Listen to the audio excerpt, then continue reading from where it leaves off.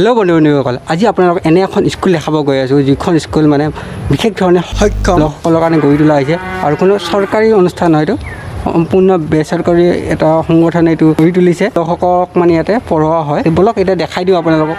আৰু এই কোনো টাউনত নাই, পূৰা মানে কি মেইন টাউনৰ পৰা বহুত ভিতৰত গড়েমাৰী এৰিয়াত আছে এইটো। এই প্ৰতিষ্ঠানটো আপোনালোকৰ জিলা বিকলাংগ কল্যাণ পৰিষদ গড়েমাৰীৰ দ্বাৰা গঠিত।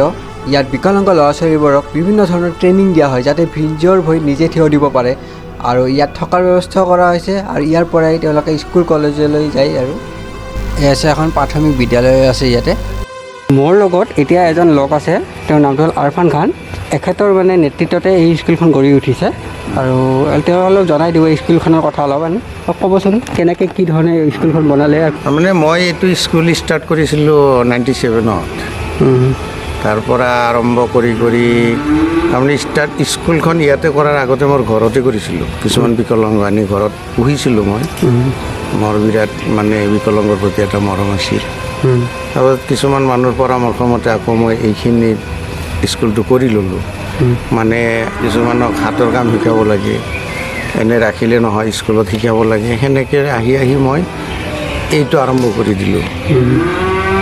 এটা কমিটিৰ জৰিয়তে মই এইখিনি কাম আৰম্ভ কৰিলোঁ। তাৰপৰা তেনেকৈ আহি মই যেতিয়া ল'ৰা ছোৱালী লাহে লাহে আহিব ধৰিলে, ল'ৰাই ছোৱালীয়ে মিলি প্ৰায় 34 মানে আমাৰ ইয়াতে হোষ্টেলত আহি গ'ল। আহিলে মই এইটো বিৰাট জোৰদাৰ হিচাপে চলালোঁ। উইভিং কৰি দিলোঁ, হাতৰ কাম আৰু ফুলদানি এইবিলাক শিকালোঁ। টেইলৰিং চিলাই মেচিন এইবিলাকো শিকালোঁ। তাৰপিছত স্কুলত শিকালোঁ। মাষ্টৰ 7জন মানুহ ওচৰৰে মানুহ ৰাখিলোঁ। সিহঁতক কেৱল মাত্ৰ জলপানী দি ৰাখি এইবিলাক কাম কৰিছিলোঁ। আৰু এই হোষ্টেল যে কৰিলোঁ, হোষ্টেলত কিছুমান মানে সংস্থাৰ পৰা কিছুমানে অলপ অনুদান দিয়ে। কোনবিলাক সংস্থানে দিয়ে? এইটো মানে হেৰি আছিল, নামবিলাক আছিল অৰ্পণ। তাৰপাছত এনেকুৱা কিছুমান নামৰ আছিল। নামবিলাক আছে মোৰ তাতে লিখা আছে। সিহঁতে সহায় কৰিলে। কোনোবা ব্যক্তিগত আহি মানে মোৰ পুৰণা খাটবিলাক ভাঙি গ'ল। তেতিয়া এজনী বাইদেউ আহিলে, বাইদেউ আহি মানে মোক গোটেইকেইটা ছোৱালীৰ কাৰণে এখনকৈ খাট, সম্পূৰ্ণ ফেচিলিটি খাটৰ দিলে। আৰু সেই লায়ন্স ক্লাবো আছিল আৰু এটা কিবা সংগঠন আছিল। এটা খানাৰ কোনোবাই 6 মাহৰ দিছিল, কোনোবাই 3 মাহৰ, কোনোবাই 1 মাহৰ, এনেকৈ সহায় আগবঢ়াইছে। সেইটো কিন্তু এনেকুৱা নহয় যে সিহঁতে দিয়ে থাকিব। কেতিয়াবা আহিলে কোনোবাই 2 মাহৰ লৈ আহিছে, কেতিয়াবা 6 মাহৰ লৈ আহিছে, কেতিয়াবা 15 দিনৰ আনিছে, কিছুমানে হয়তো কাপোৰ চাপোৰ লৈ আহিছে, এনেকৈ দিয়ে। আৰু বাকী মই ছ'চাইটিৰ জৰিয়তে যিখিনি কালেকশ্যন ডনেশ্যন লৈ পাৰোঁ মই চলাই আছোঁ। উইভিংটো খুব জোৰদাৰ চলিছিল। কিন্তু যেতিয়া এইবিলাক লকডাউন চকডাউন হৈ গ'ল, কিছুমানে ভয়ো কৰিলে, নিজে ঘৰত গুচি গ'ল। হয়, এনেকৈ থাকিলে। এই হিচাপত যাই এতিয়া আমাৰ 19জন ছোৱালী আছে। থাকিলেও তথাপি স্কুলো বন্ধ, কলেজো বন্ধ। ইয়াৰ পৰা কলেজত যায়, ইয়াৰ পৰা হাইস্কুলত যায়। মানে আপোনাৰ ইয়াতে স্কুলৰ লগতে মানে কি থকাৰ ব্যৱস্থা কৰিছে? সম্পূৰ্ণ হোষ্টেল চিষ্টেম। আৰু কিমান শ্ৰেণীলৈ পঢ়ায় ইয়াতে? আমাৰ ইয়াতে ক্লাছ 4লৈকে আছে। এতিয়া ক্লাছ 4লৈ পঢ়ায় আছে। আগতে 8লৈকে আছিল। মই লোড ল'ব নোৱাৰিলোঁ, বন্ধ কৰি দিছোঁ। এতিয়া ক্লাছ 4লৈকে আছে। এইটোও 2 বছৰ হ'ল বন্ধ হৈ আছে লকডাউনৰ কাৰণে। আৰু বাকী ইয়াৰ পৰা হাইস্কুলতো যায় ছোৱালী, ইয়াৰ পৰা কলেজতো যায়। ইয়াতে থাকে আমাৰ হোষ্টেলত থাকি কিনে হোষ্টেলত থাকি বেলেগ স্কুলবিলাকত পঢ়ে। সেইখিনি সুবিধা ইয়াৰ পৰা দিয়া হৈছিল। এইখিনি সুবিধাই দিয়া হৈছে। ঠিক আছে, এতিয়া একবাৰ দেখাই দিব নহ'লে? পাৰিম। এইখন প্ৰাথমিক স্কুলখন ইয়াতে পঢ়োৱা হয়। এইবিলাক বন্ধ হৈ আছে বৰ্তমান। এতিয়া আপোনাক ইয়াতে থকা যোনখন গাৰ্লছ হোষ্টেল সেইখন দেখাই দি আছোঁ। এইখন ইয়াতে থাকে ছোৱালীবিলাকে ইয়াতে, আৰু অলপ দেখাই দি আছোঁ।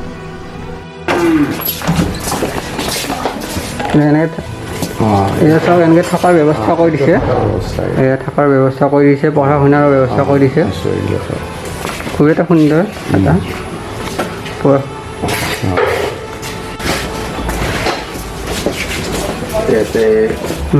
কম্পিউটাৰো আছে, কম্পিউটাৰৰ ব্যৱস্থাও কৰি দিছে।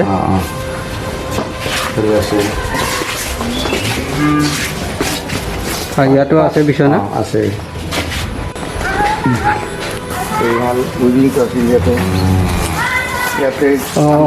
ইয়াতে মানে কি শাল বোৱাৰত সেই প্ৰশিক্ষণ দিয়া হয় সম্পূৰ্ণ লিখিছে এয়া vocational training centre for handicap মানে বিশেষভাৱে সক্ষম লোকসকলক এনেকৈ মানে ট্ৰেইনিং দিয়া হয় ইয়াতে আৰু এতিয়া বৰ্তমান আৰু কৰোণাৰ কাৰণে এইবিলাক চব বন্ধ হৈ পৰিছে মেচিনৰ হাল চলাইছোঁ সেইবিলাক এতিয়া ভাল এটা পদক্ষেপ আৰু ভাল লাগিল ইয়াতে আজি আৰু সিফালে দেখা দিম মই ভাবোঁ এনেকুৱা পদক্ষেপ ঠায়ে ঠায়ে হোৱাটো দৰকাৰ এনেকুৱা প্ৰতিষ্ঠান আছে যদিও অতি সীমিত সংখ্যক যাৰ কাৰণে আপোনাৰ বহুত বিকলাংগ লোক ইয়াৰ পৰা বঞ্চিত হ'ব লগা হয় আৰু সুন্দৰ এটা পদক্ষেপ লোৱা হৈছে ইয়াতে দেখিছে কেনেকৈ মানে হোষ্টেলৰ ফেচিলিটিও আছে আৰু এইটো মানে আপোনাৰ স্কিল ডেভেলপমেণ্টৰ ফালৰ পৰা এটা ট্ৰেইনিং চেণ্টাৰ গঢ়ি তোলা হৈছে ইয়াতে আপোনাৰ এম্ব্ৰইডাৰী ট্ৰেইনিং দিয়া হয় আৰু চাওঁ বলকচোন ক্লাছৰুমবিলাক কেনেকুৱা এতিয়া ক্লাছৰুম আৰু ফুল ফেচিলিটি ক্লাছৰুম এতিয়া বন্ধ হৈ আছে এই কৰোণাৰ কাৰণে এইবিলাক চব বন্ধ হৈ আছে জানেই আপোনালোকে সেয়া আৰু এটা ক্লাছৰুম ইয়াতে ছেম অঁ ইয়াতে এটা ট্ৰেইনিঙৰ অফিচ ৰুম এইটো অফিচ ৰুম এতিয়া মই এই ইয়াতে থকা কেইজনমান বিশেষভাৱে সক্ষম চাৰিজনীমান ছোৱালীৰ লগত চিনাকি কৰি দিব ওলাইছোঁ ইয়াতে থাকে ইয়াতে থাকি কিনে পঢ়া শুনা কৰে মানে বেলেগ বেলেগ স্কুলত যায় য'ত য'ত পঢ়ে আৰু প্ৰথমতে এইটো তোমাৰ মানে তোমাৰ নাম কি ধৰিতা তুমি কোন ক্লাছত 4 ক্লাছ অ'কে তোমাৰ ঘৰ ক'ত কালাতলি অ'কে আৰু তোমাৰ নাম মোৰ নাম মিছ মমিনা খাতুন তোমাৰ কি এনে প্ৰব্লেম আছিলে মোৰ এখন হাত নাই অঁ হাত নাই জন্মৰ পৰাই ন জন্মৰ পৰাই ঠিক আছে ক্লাছ হাই ইয়াৰ পৰা এতিয়া কি পঢ়ি আছা মই হাই ছেকেণ্ডেৰী অঁ হাই ছেকেণ্ডেৰী দিলা কোনখন কলেজ কলেজ এইটো কোনখন ঠিক আছে আৰু তোমাৰ মোৰ নাম ৰাবিয়া বেগম তোমাৰ কি প্ৰব্লেম আছে ভৰি প্ৰব্লেম জন্মৰ পৰাই না জন্মৰ পৰা নহয় কিন্তু অলপ ডাঙৰ হোৱাতে মোৰ কিবা এটা বেমাৰ হৈছিল সেই কাৰণে মানে কি মানে এতিয়া ডক্তৰক দেখাইছিলানে এনেই ডক্তৰক দেখাইছোঁ বহুত কিন্তু ভাল নহয় মানে ডক্তৰে ভাল হ'ব বুলি কোৱা নাই কি হয় বুলি কৈছিলে এনেই সেইটো মই সৰু আছিলোঁ বুজি নাপাওঁ আৰু সেইটো কি হৈছে তুমি কিমান বছৰৰ পৰা এইটো প্ৰব্লেমটো হ'ল তোমাৰ মনত আছেনে এই 2 বছৰ বয়স 2 বছৰ বয়সৰ পৰা ঠিক আছে ঠিক আছে আৰু তোমাৰ মোৰ নাম মিছ আঞ্জনা খাতুন মই এতিয়া 10ত পঢ়ি আছোঁ আইডিয়েল স্কুলত অঁ তোমাৰ কিবা প্ৰব্লেম আছে এই ভৰিত অঁ তোমাৰো ভৰিত প্ৰব্লেম আছে ঠিক আছে দিয়া ঠিক আছে এনেকৈ আছে এওঁলোকে কেনেকুৱা লাগিছে থাকি ভাল লাগিছে তোমাৰ মোৰ ভাল লাগিছে ভাল লাগিছে না তোমাৰ মোৰো ভাল লাগিছে মই ইয়াতেতো থকা 15 বছৰ হ'ল মই সৰুতে আহিছিলে না 15 বছৰ ঠিক আছে কাম চাম শিকিছা কাম চাম শিকিছোঁ আৰু তোমাৰ কেনেকুৱা লাগিছে ভাল লাগিছে সকলো মনত পৰে নেকি নপৰে না ঠিক আছে ভালকৈ থাকা হয়নে ঠিক আছে যাওঁ তেতিয়াহ'লে আহিব ঠিক আছে যাওঁ বাই বাই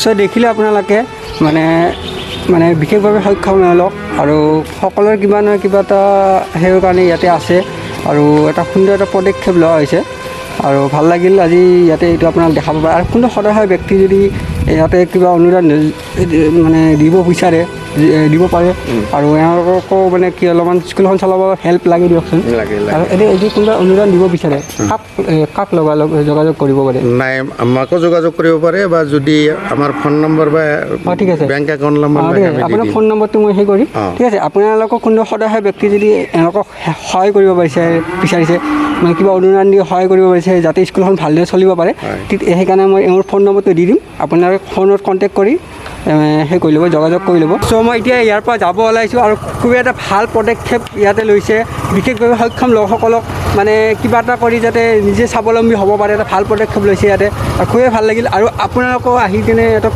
যদি সহায় সহযোগিতা কৰিব খোজে কৰিব পাৰে আৰু কাৰণ তেতিয়াহে চলিব কাৰণ পুৰা সম্পূৰ্ণ নিজা প্ৰচেষ্টা এইটো কৰিছে ত' আপোনালোকক কোনোবা যদি দয়াশীল ব্যক্তি যে আহি কিনে কিবা হেল্প কৰিব খোজে কৰিব পাৰে আৰু তেতিয়াহ'লে এতিয়া মই যাব ওলাইছোঁ আৰু আশা কৰোঁ ভিডিঅ'টো আজি ভাল লাগিব তেতিয়াহ'লে C you soon bye bye গড়ৈমাৰী আহিছোঁ যেতিয়া আপোনালোক এটা ঠাই নেদেখাকৈ যাব নোৱাৰিলোঁ। প্ৰখ্যাত সাহিত্যিক মামণি ৰয়চম গোস্বামীৰ ককাকৰ ঘৰ ইয়াতে আছিল। এবাৰ মানে ব্ৰহ্মপুত্ৰৰ পানী ইয়াতে ত্ৰাসৰ সৃষ্টি কৰিছিল আৰু সেইখিনি সময়ত মানে ইয়াৰ পৰা এৰি যাব লগা হৈছিল, গুৱাহাটীলৈ গুচি গৈছিল তেওঁলোক। আৰু দেখাই আছোঁ আপোনালোকক এতিয়া। ইয়াতে ন আগতে মানে বহুত বছৰ আগতে মামণি ৰয়চম গোস্বামীৰ ককাকৰ ঘৰ আছিল ইয়াতে ইফালে। তাৰপিছত ইয়াতে স্থানীয় মোৰ মানে ইয়াতে চিনাকি হয় মোৰ, ইয়াতে আহাংতে ইহঁতে মোক দেখাই দিলা আপোনাৰ এইজনে মামণি ৰয়চম গোস্বামীৰ ককাকৰ ঘৰ বোলে। ইহঁতে মুখেদি শুনো। নমস্কাৰ, মই সৰুৰে পৰা ককা আইতাৰ মুখৰ পৰা শুনি আহিছিলোঁ যে ইয়াত মামণি ৰয়চম গোস্বামী বাইদেউৰ ঘৰটো আছিল। বাকী যিমানৰ মুখৰ পৰা শুনিছোঁ এইখিনি আৰু, ইয়াৰ বাহিৰে সিমান এটা নাজানো ময়ো।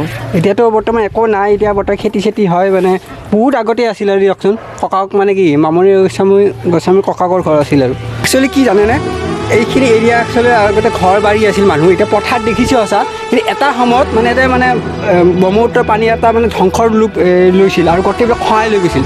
আৰু এতিয়া বৰ্তমান বামা হৈ পৰিছে, মানে পানীটো নাই, কিন্তু এটা সময়ত বেয়া ত্ৰাসৰ সৃষ্টি কৰিছিল। আৰু সেইখিনি সময়তে চাগে চব ইয়াৰ পৰা পলায়ন কৰিছিল। আৰু এইখিনি এতিয়া আছিলে মামণি ৰয়চম গোস্বামীৰ ককাকৰ ঘৰ। আৰু এটা খুবেই আপোনালোকক নেদেখা ঠাই এটা দেখালোঁ আজি আপোনালোকক, কেনেকুৱা লাগিল জনাব। মানে অভিয়াছলি